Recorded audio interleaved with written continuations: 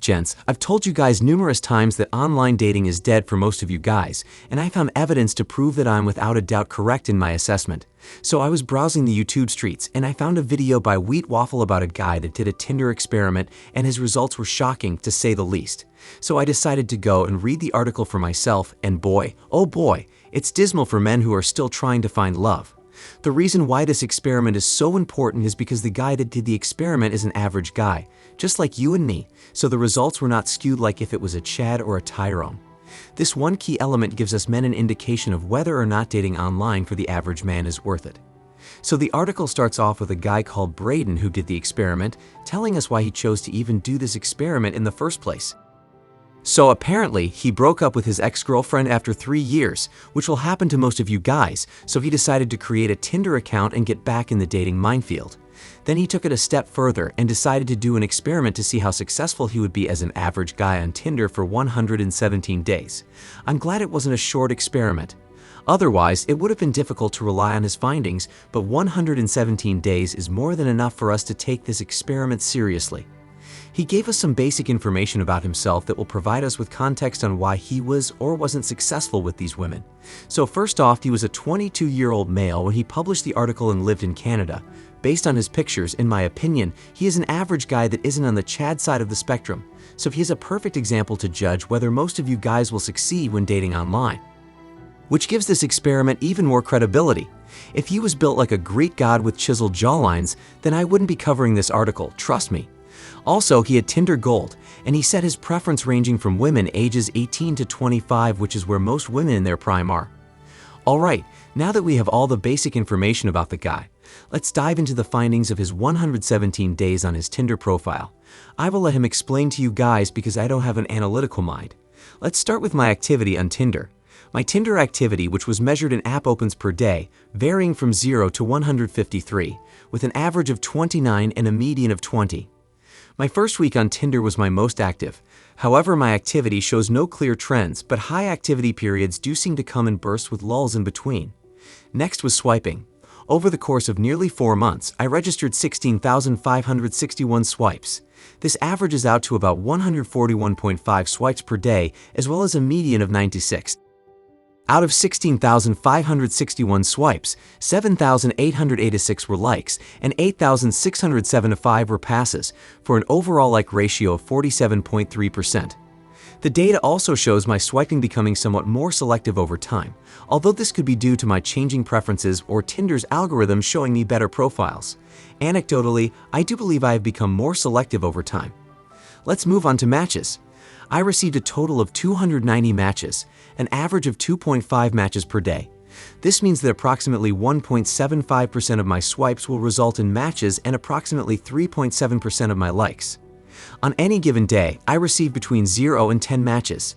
The distribution of matches per day skews heavily to the right with a mode of 2.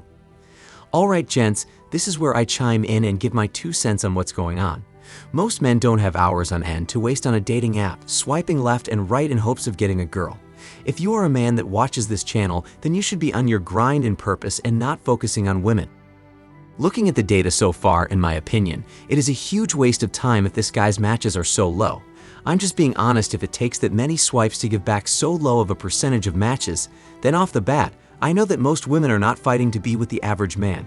We're not going to go over the fact that he most likely had bots that can skew the data, but it is pretty apparent that women truly are going after the top guys.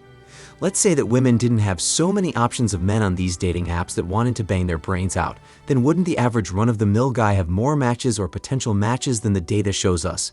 So that proves that we are in the 90-10 rule, and most men really aren't getting any women at all. So far, we have barely covered the data, and it already looks dismal. So stop for a second and think about the ugly dudes on dating apps instead of the average guy. I bet those guys are getting 0 matches on these dating sites. Just stop and think about it because we haven't even gotten to the important part, which is how many of these matches translated to an in-person meetup, and already it's a losing battle. The scary part is online dating is the future of dating. Whether you're on a hookup or sugar daddy app, this is how most people will meet their potential partners in the future, not in person like in the past. The scamdemic already has proven that is where we are headed, and it's not going back to the 1950s. Just know that picking up girls and cold approaching is already dead for the vast majority of men. So if the future of dating is already effed for the average guy, then what are men going to do to get some stank on their salami? We already see a rise in incel culture and men going their own path. It's over, guys. With this data so far, I don't see the average man being able to have his own woman if he's not willing to share her. Gents, let's continue. Now it's time for the juicy part, which is the messaging. I have exchanged a total of 504 messages on Tinder, constituting 207 sent and 230 received. This number is relatively low, as I typically attempt to get a phone number within a few messages. Here is how my messages have accumulated over time. Out of my 290 matches, at least one message was exchanged with 99 of them, which is 34%. Of those 99, 12 messaged me, but I did not reply, meaning I messaged 30% of my matches. Out of the 87 matches I messaged, 56 replied at least once, for a replying success ratio of about 64%. This ratio is likely lower than it could be since I often waited days or weeks to message matches I was less excited about. My own tracking of matches messaged within 3 days shows a reply rate of 78% and 84% with my best opener. Moving on to super liking. I also begin tracking my own super liking success ratio. Out of 183 super likes, 14 matches resulted, which is a success ratio of 8%. Here is the success by age, and the success rate by age.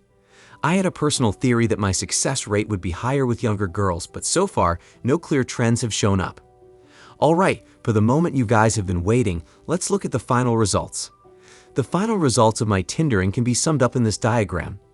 In total, I went on dates with just over 1% of my matches. I consider this figure to be fairly conservative. I am very confident I could have got more dates if I had wanted. How many matches I chose to message depended primarily on how busy I was that week, if I had any other dates planned, like from Bumble or girls I meet in real life, or how badly I really wanted to go on a date at that moment. Alright gents, so out of all of the matches he got, which were already low to begin with, he managed to go on a date with just 1% of all the women he had a rapport with. Damn.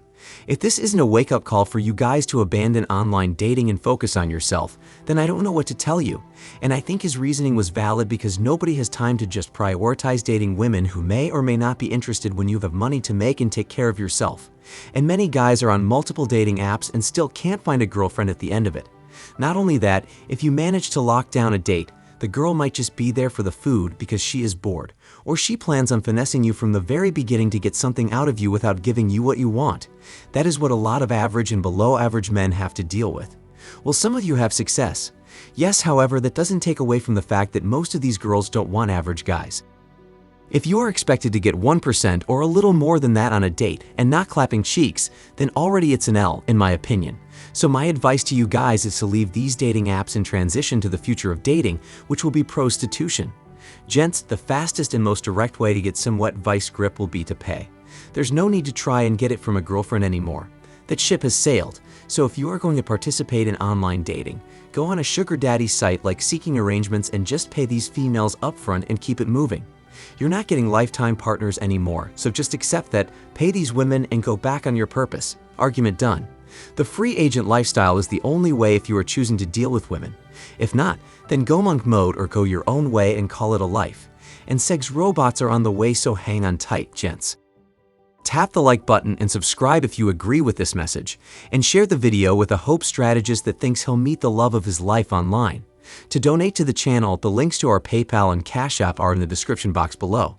And if you have any stories you want to share about your experiences with women or getting success, our email is also in the description box. Gents, the data doesn't lie. Dating is dead and it's never coming back.